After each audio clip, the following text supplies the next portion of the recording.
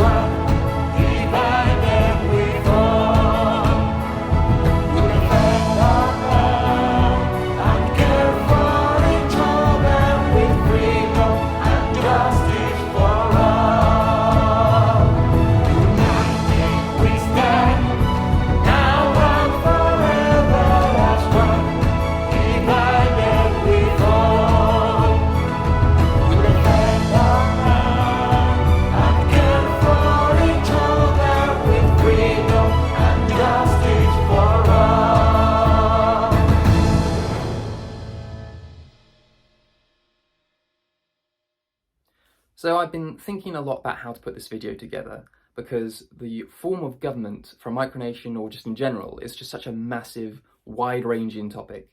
You have the source of a government's power, so it could be a democracy, an oligarchy, an autocracy, it could be an anarchist state.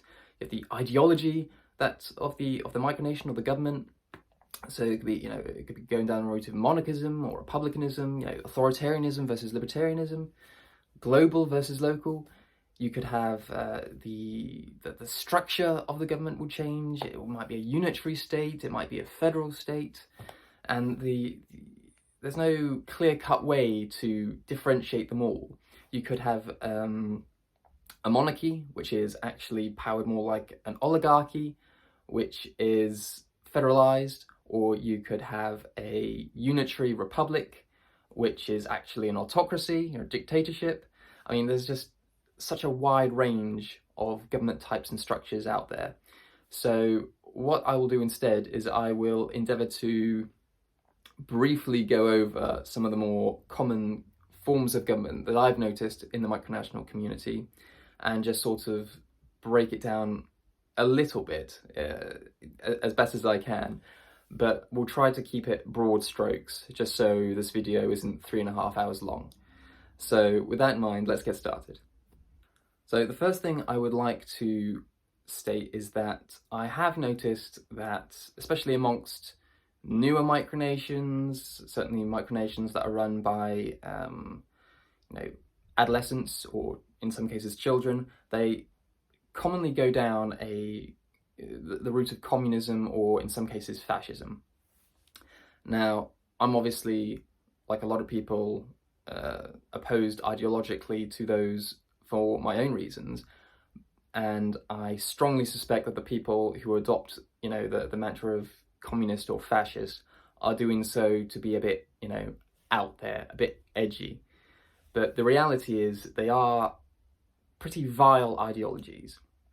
And just to, a bit of real talk for the moment, you don't want later in life for people to look back on your own history, be it friends, potential partners, employers, or whatever the case may be, and see that you were the leader or you were involved in a micronation that was, fascist in nature. Okay, I mean, you don't want that. That's not something that, it's not going to do you any favors going forward. So just be very, very careful and very, very sensible. If you're not, if you're not into free market capitalism, if you're not into, communist system, and you're looking for that third way, that alternative, find that way, but don't describe yourself as a fascist, because that is just a red flag for, any potential future plans that you may have. So I just wanted to make that very, very clear from the outset. And the same to some extent goes for communist micronations. Communism is a lot more widely accepted for some reason in the micronational community, but it is an ideology that, put it bluntly, has resulted in the deaths of hundreds of millions of people. And there are plenty of people alive today who have had to live through and endure those sorts of, former communist states and all the atrocities and all the rest of it that comes along with it. So again, just be careful. If you are truly, passionately, ideologically committed to the concept of a communist utopia, and you don't see anything wrong with any of the, communist states of the past, then, obviously, go for it if that's what you're into. But if you're just doing it to be a bit out there, be a bit edgy, just don't do it, because you're not going to do yourself any favors in the long run. So with that out of the way, I wanted to talk about the remaining sorts of forms of government, and I'm going to try to break it up into 3 parts. So I'm going to try to go down the route of sort of democracies and republics, and then sort of monarchies and dictatorships or principalities, and then something that blends the two. So a constitutional monarchy or a republic, that's actually a de facto dictatorship, and all the rest of it. So we'll try to discuss those in 3 parts. I'll do my best to try and go through the advantages and disadvantages, my own personal views on each of these systems, and then we'll see how we'll see how it goes. So from the so first of all, I did make a video on which we published a little while ago, called "Why is Stomaria an Empire?" And this that video will be quite relevant to this discussion, because I do talk about why Stomaria is an empire, in the sense that why are we an absolute monarchy, and the advantages of that and the disadvantages of going down any other route. But for the sake of balance, for the sake of discussion, I will try to go over each of these different forms of government, and you can make your own minds up as to what form of government might be best suited for you. So let's get started with micronations that go down the democratic route, so either direct democracies or republics. They are different, I appreciate that, but again, for the sake of simplicity, we're just going to try and combine the two if we can, and just talk about these things in broad strokes. So the idea of having a micronation as a democracy or as a republic is pretty straightforward for a lot of people. It's going to be more, or they believe it's going to be more widely accepted, and they potentially get more people involved, because those people can then get involved in the decision-making process in a more meaningful way. That's the theory. The idea of setting up a democracy or republic does make sense if you are not the sole or the primary founder of the micronation. So if you and close members of your family or close friends who are as equally committed to you, to the project, want to set up a micronation, then it kind of makes sense to have perhaps either some sort of oligarchy or a republic or a democracy. The problem I find with a republic or democracy when you talk about micronations is that micronations very rarely consist of more than a handful of people. And when you have only a handful of people, is it really a democracy, or is it an oligarchy? Or if one person is a bit more dominant than the other 3 or 4 people involved, is it a dictatorship, or is it a monarchy? You see what I mean? On a grander scale, you can see the difference. On a much smaller scale, in micronational terms, democracies and republics don't necessarily translate into democracies and republics as we know them on a macronational level. And I think this is part of the problem with micronations in general and micronationalists in general, is that they're often conflated. So, what is true for a micronation is not true for a macronation. And that's just something to think about going forward in everything that you do, because even though you're trying to simulate a nation state, and you're trying to replicate or build a nation state to make it look like a sovereign nation, it's not a sovereign nation in the same sense. It's not sovereign, for a start, but that's a topic for another time. But the ins and outs, the workings, the governance of the micronation will be different, because it's on such a much smaller scale. Right, so off on a tangent a little bit there, but so if you do have friends and family involved, then maybe it is, an idea to involve them in the decision-making process, either formally or informally, through voting or just casual suggestions. But I do tend to find that most micronations consist of one or two people that are committed to the project fully, and then there's more people who are less interested or less involved. And the danger with going down the democracy or the public route is that you will become paralyzed, in the sense that if you are one of 10 people involved in your micronation and you are the only one that's sort of going hell to leather, you're the one that's the driving force behind it, but you have to rely on part-timers and people who are just a bit meh about the whole thing, then if you abide by your micronation's constitution, or the rules you've set in place, and you have to have a certain quorum, for example, for your Senate or your Parliament or whatever it may be, and you need 50% of people to turn up to actually pass legislation or pass decision-making process, but only 4 people out of the 10 show up, it drags things in a major way. And it's far better, in my opinion, to go down the other route, which is what I'll talk about in just a moment. But again, it's just something to think about. Think about the practicalities of going down the democracy and the republic route. What are the benefits of it? Is it that you're trying to just be more widely accepted amongst the macronational community?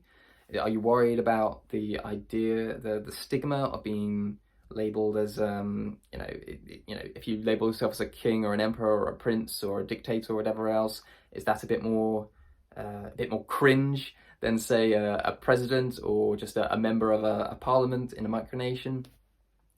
Or is it that you think that going forward you're more likely to gain recognition or sovereignty if you define yourself as a democracy or a republic?